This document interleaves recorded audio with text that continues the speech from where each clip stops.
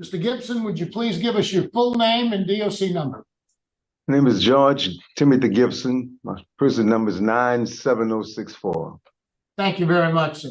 Mr. Gibson, let me explain our process to you. First, I'm going to read some information into the record, and then we're going to conduct a parole interview with you.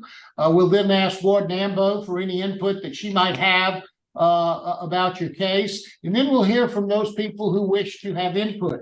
Currently today, on your behalf, present either in Zoom or there with you at Louisiana State Penitentiary are the following people.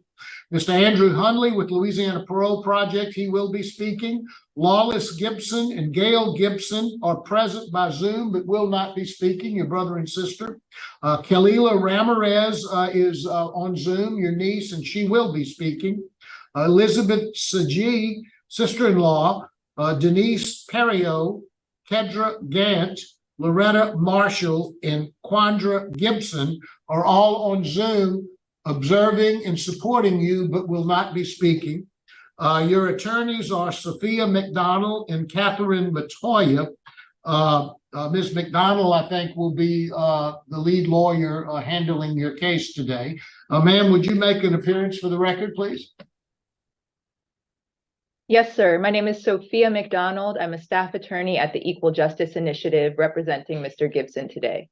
Thank you very much. Also speaking is a family member, Miss Lindia Blunt, and also Mr. Donnell Blunt, a family member who is present but not speaking, and David Perio is a family member present but not speaking. Once we have our hearing, you'll have an opportunity to say whatever it is you'd like to say to the board. Your lawyer will close out to the board. I assume, Ms. McDonald, that's what you want to do. Your lawyer will close out and then we'll vote. Do you understand our process? Yes, sir. Okay. Mr. Marabella, just one question. I wanted to clarify how many spots are allowed for speakers on Mr. Gibson's behalf? Okay, we have 3.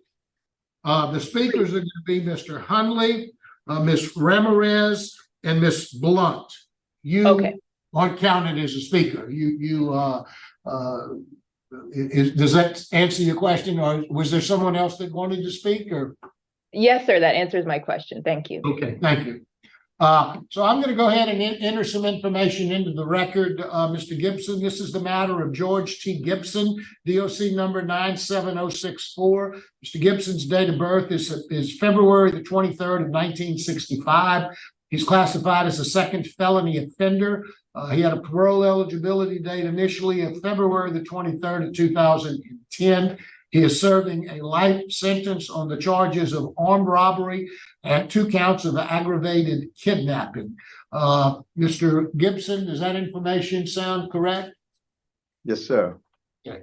Your case has been assigned to Ms. Pearl Wise. She will begin our interview process. Would you please answer any questions she might have, Ms. Wise? Good morning. Good morning. We meet again. I was on your last panel.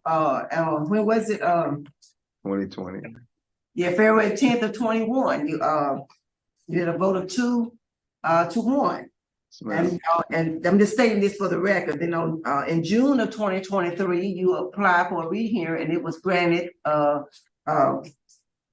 was unanimous, vote of 3 to set for your hearing. So here we are today.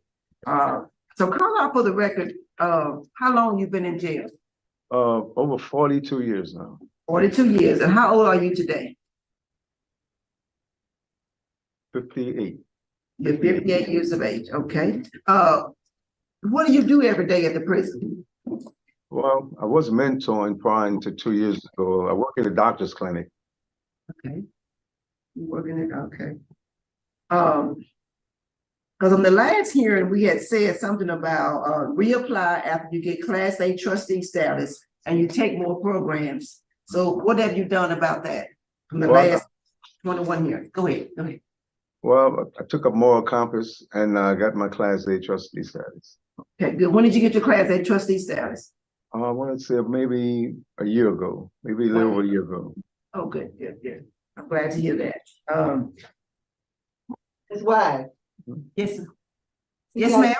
He got his Class A trustee status in February 26th of 2001. Okay. All right after the hearing, almost right after the hearing. All right, thank you. Thank you. Oh, yeah, you cutting yourself short there. Yeah. You was cutting yourself real short, yeah, because you actually got it. The hearing was what, January 21st, and you February 26th right after, and you've maintained it. That's good to hear. So you work in the tell us what you do every day now in the doctor's office, you said. What was ever required of me, I was mentoring. I kind of I got bored with that. In prison, when you're trustee, you can pretty much go from one job to another, be qualified. So I enjoy I enjoy working in the doctor's clinic more than I did mentoring. So I went back to the doctor's clinic. Okay. I was working in the doctor's clinic before I became a mentor. So after I got tired of mentoring, I went back to the doctor's clinic. Okay, all right. We're not gonna speak about those knuckleheads and how challenging it was trying to mentor. We're not gonna speak about that. But like we put it, you just went back to your job. I'm just gonna leave that right there. Just speak a little brief about your health conditions. What is your mobility like these days? I found out I was a diabetic right after the hearing. I had diabetes, and I've been doing my best to maintain and manage that. It's kind of hard in prison, make sure you eat what's right. That's the challenge, making sure I eat correctly. So I had good news a couple of months ago. My A1C was under 7, so I guess that's pretty good. So it's just just maintain, try to eat healthy and stay positive. Okay. All right, that's what. So that's good to hear. So you are mobile, right? You can walk and everything. Oh yes, ma'am. Yes. Good. I'm just trying to get a.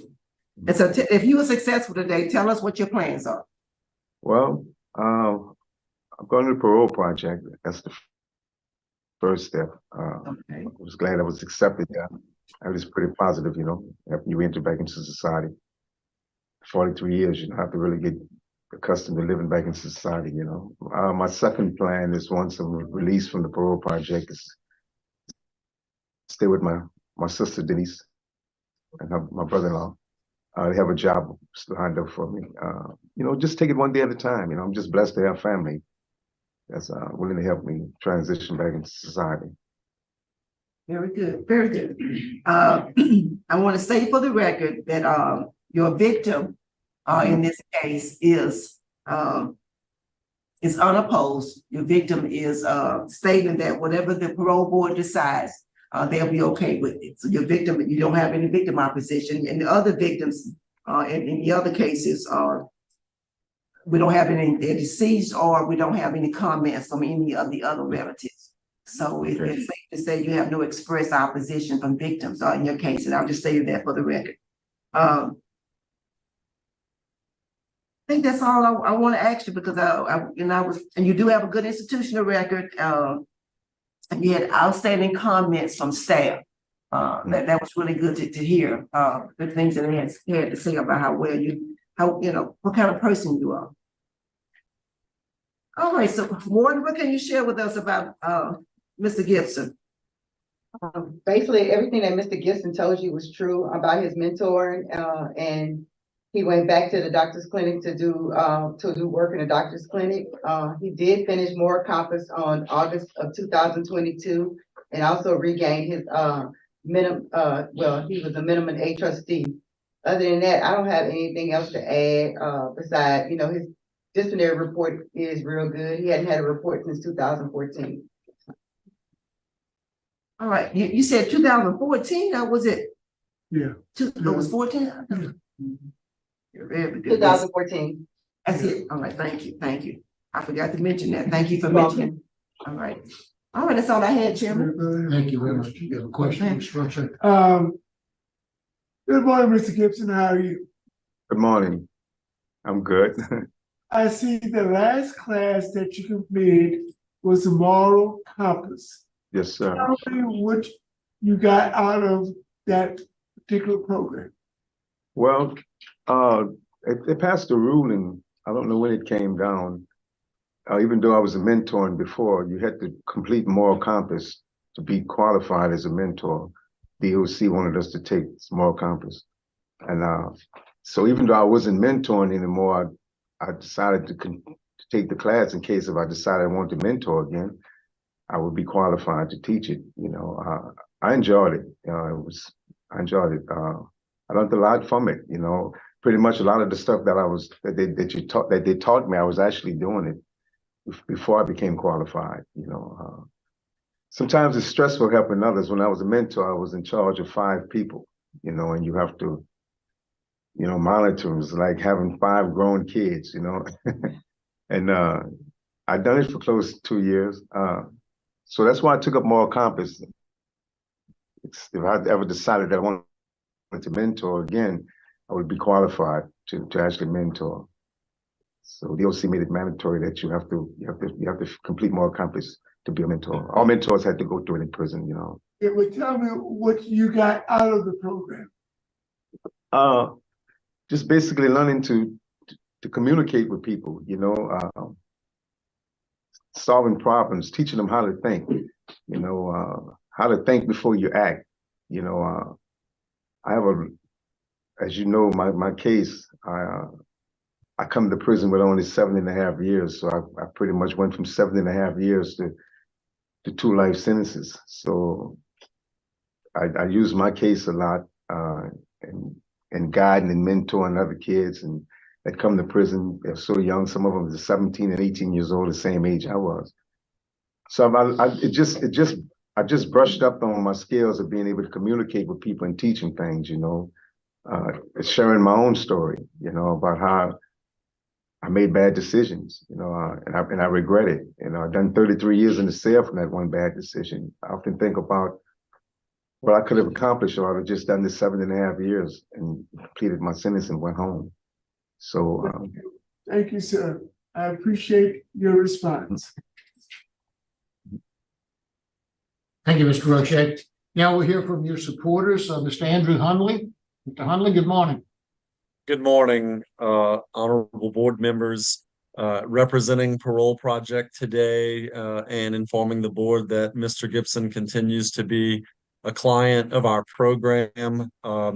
If released, George would immediately come to our residential reentry program where he would be assigned a peer mentor as a case manager. Additionally, he would immediately have a mental health and substance abuse assessment by one of our staff social workers, and he would complete phase 1 programming, which would give him guidance on technology, navigating healthcare system, navigating relationships with his family, financial management, several other topics that are necessary to ensure that an individual is successful when they come home. And to be frank, we would be prepared to, how George is the kind of person we would be happy to provide long-term housing support to. However, as you can see, George has an amazing family who is ready to provide him long-term support. So we'll work with his family once he finishes the first phase of our program. And he's ready to make that transition. We'll work with his family and probation and parole and continue to work with him for a minimum of 12 months after his release. But as this board's aware, once a client and always a client, and we will be prepared to stand by George and help him, with whatever issues that come up and work with his family to ensure that the transition is smooth. We have a great deal of confidence in George. As the board's aware, George is here because he is a Graham lifer. And I know this board always looks to find growth and maturity in these cases. And unfortunately, I wish I could say each time that we have a client denied that they take the board's advice. And as you know, sometimes they don't, and they show up for the next hearing and they've had problems since their last hearing, or they haven't completed the programming. In George's case, I think one way that George clearly has demonstrated his growth and maturity is he has not allowed the denial to set him back, to phase him. He's continued to push forward with a good attitude, and he has completed all the recommendations that the board's given him. That gives our organization a lot of confidence that he will be willing to accept guidance and follow any advice that we give to him. For those reasons, we look forward to supporting George on his release if this board grants him parole. Thank you. Thank you, Mr. Huntley. We always appreciate your comments. Now we'll hear from your niece, Miss Kalila Ramirez.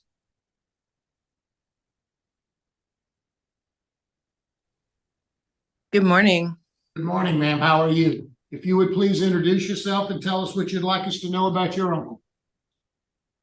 Yes, my name is Kalila Ramirez, and I live in California. When I last saw my uncle, I was 5 years old, and I have been to Angola to visit him one time since then, but I'm 46 now, and I have two grown daughters of my own who he's never met.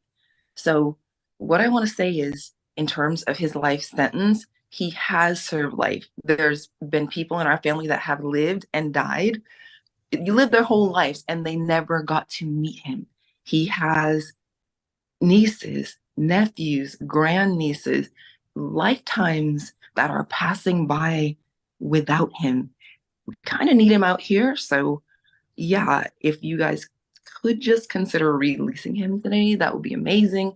It would be a dream come true for our family. He has been a model inmate. Not sure how he's kept a positive attitude all this time, in the face of time served, in the face of injustice, and everything that he's been through. So yeah, we're ready to have him out here. I think he would be much better off continuing his life. I think he served his time and we can move on from where we are right now. Thank you very much, ma'am. We do appreciate your comments. Now we hear from Miss Lindia Blunt. Good morning. My name is Julia Blunt. I'm a retired Navy veteran, and I'm here to speak on behalf of my cousin George. I prepared a statement. On behalf of the family of George Gibson, I would first like to thank God for this day, as it is one we have been eagerly anticipating for quite some time now. We would like to express our most sincere gratitude to the administration, officials, officers of the parole board, and staff in attendance today. And I personally would like to show my gratitude and love to my family members attending virtually via Zoom. Upon completion of his parole program, should George be granted parole, George has a stable home to live in with his sister Denise and her husband David, a retired sheriff's deputy. Additionally, George will have gainful employment with his brother-in-law's lawn service company immediately upon coming home from the program.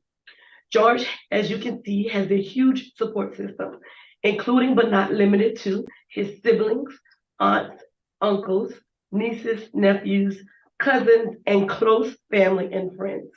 We all miss George dearly, and we cannot wait to help him successfully transition into a contributing member of society.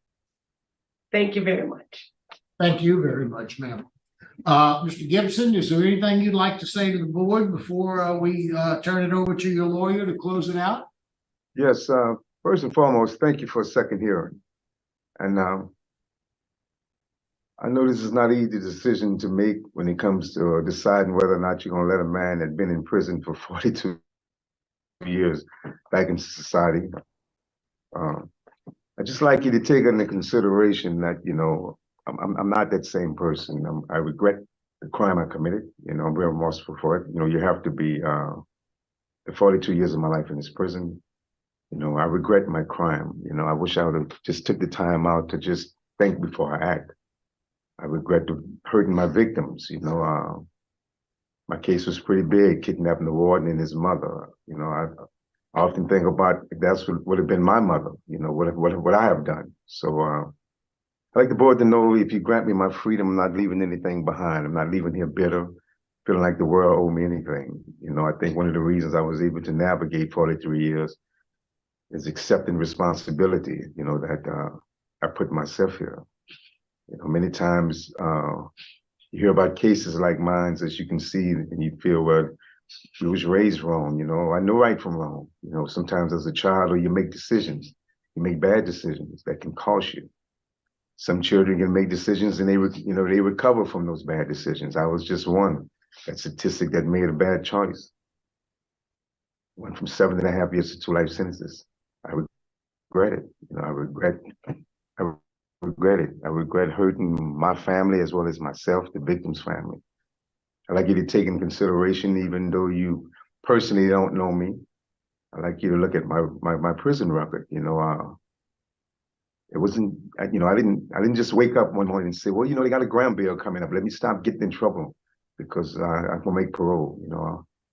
You get tired of it, to where you grow up and you stop getting in trouble. You stop and you learn to think, before you act and make righteous decisions. I feel pretty good about myself, how far I done came. I don't know if you understand, being a trustee is not just being able to be with civilians out at rodeo, but we're held accountable. We're role models for prisoners, for other prisoners, for other younger prisoners, to learn how to do time. Just because you have a life sentence doesn't mean you have to stop educating yourself and stop growing. And I'd like the board to take that in consideration. The fact, before I had any chance of getting out of prison, my behavior changed because I'm a changed man. I'm not that 15-year-old kid who come to prison, 42 years ago. I'm 58 years old. I'm ready for society. I know they tell you about the ones that come back. I'm not coming back. I like the board to take that in consideration. I like that opportunity to be with my family again and just to, live the rest of my life in society, whatever God has planned for me. That's all I have to say. Thank you for this hearing. Thank you very much. We appreciate your comments, Mr. Gibson. Mr. McDonald, would please. Good morning. Thank you for the opportunity to speak on Mr. Gibson's behalf. The Equal Justice Initiative has represented Mr. Gibson for nearly 13 years. This is his second time before this honorable committee. As this board is aware, in 1982, at age 17, Mr. Gibson committed a serious offense for which he takes full responsibility. He, as you can tell, understands the recklessness of his actions and the harm that he caused to the victims, their family, and the whole community. And today at 58, Mr. Gibson is a completely different person from the boy he was 42 years ago. He has matured into a deeply remorseful man who has dedicated his adult life to atoning for his past and rehabilitating himself. Mr. Gibson's demonstrated rehabilitation makes him exactly the type of person the U.S. Supreme Court had in mind when it required that juvenile non-homicide offenders be given a meaningful opportunity to obtain release. He has spent decades reflecting on his crime and participating in available programming at Angola to better himself. At his previous parole hearing in February 2021, where he had 2 votes to grant, the board recognized and commended Mr. Gibson for his commitment to self-improvement. Years before Graham, as Mr. Gibson was saying, he taught himself how to read, which is really remarkable given how challenging it was for him in school before his offense. And his newfound literacy at Angola really expanded his consciousness and his faith. As Mr. Gibson has told me personally, you do better when you know better. So as his literacy improved, his way of thinking changed, his prison record improved. In fact, by 2000, Mr. Gibson had earned his ministry credentials and had continued to participate in religious programming and other programs that really wouldn't be possible if he hadn't committed himself in this way to educating himself and to bettering himself. As you'll see, he's completed the 100-hour reentry program, anger management, the literacy program, among other programs.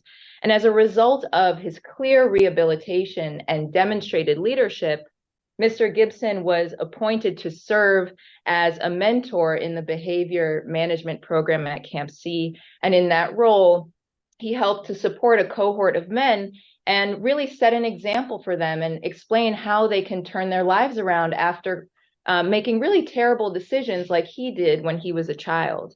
Despite challenges in recent years, as Mr. Hundley has alluded to, Mr. Gibson's record has only improved. As this board knows, it's not unusual for someone's prison record to decline or worsen after a parole denial. But in Mr. Gibson's case, his record only improved. He finished the moral compass course. He maintained his near decade-long clear disciplinary record, and he earned his Class A trustee status, which speaks not only to the high level of trust that the prison administration has in Mr. Gibson, but also to the tools he has developed to cope with stressful moments in his life. His home plan is with the Louisiana Parole Project, who will provide wraparound services. And once a transition is deemed appropriate, he will go to live with his sister and her husband, who's former law enforcement in Terrebonne Parish. And of course, Mr. Gibson will have the continued support of EJI if he is granted parole. Mr. Gibson's record speaks volumes about his maturity, his remorse, and rehabilitation. So today, we respectfully ask this board to consider all of these factors and grant parole subject to any conditions deemed appropriate. Thank you. Thank you, Ms. McDonald. We appreciate your comments. Ms. Wise? Yes. Board ready to vote? Yes, ready to vote. It's always a pleasure for me when I'm able to vote the same thing a second time. And again, that speaks to your good, how well you've done. You did a great harm. You acknowledge that. You healed and you've been helping others. And that's all we can ask. So my vote is to grant for the same reasons I granted before. You lack victim opposition, and all of that has been expressed. Outstanding family support on Zoom and at the institution. The positive warden's comments and your excellent transition plan. Best wishes to you, sir. Thank you, Ms. Wise, Mr. Special conditions, known special condition, probably about 8 months after release, they started doing some community service. You can figure out what you want to do. You want to, do testimonies and whatever, but just give back to the community in some way. Yes, ma'am. Sure. Thank you, Mr. Chairman. Mr. Gibson, Yes, sir. after serving 8 years on this board, I can't say that I've had an enjoyable time. I enjoyed your interview. You were honest, you were sincere, and that's very refreshing. Thank you. Mr. Gibson, I see what I'm looking for. I'm looking for full maturity and rehabilitation. And I saw that this morning. So based on the length of incarceration, positive remarks by Warden Ambo, excellent transition plan, family support, my vote is to grant your early release. Thank you. Thank you. I'm going to put a curfew on you from 9 p.m. to 6 a.m. And I want you to do that community service that Ms. Wise was talking about with disadvantaged youth. Sure. You are a teenager when you were arrested, and you have a story to tell. Try to tell your story and lead the young people in the right direction. Yes, sir. Mr. Chairman. Thank you, Mr. Rochette. Mr. Gibson, I echo everything that my colleagues have said.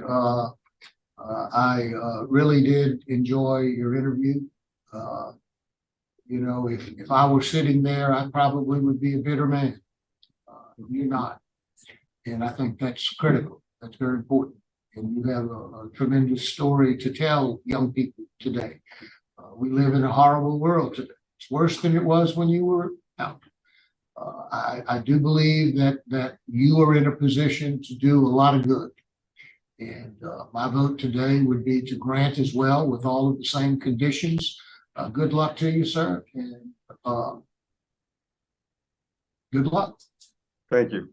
You're welcome.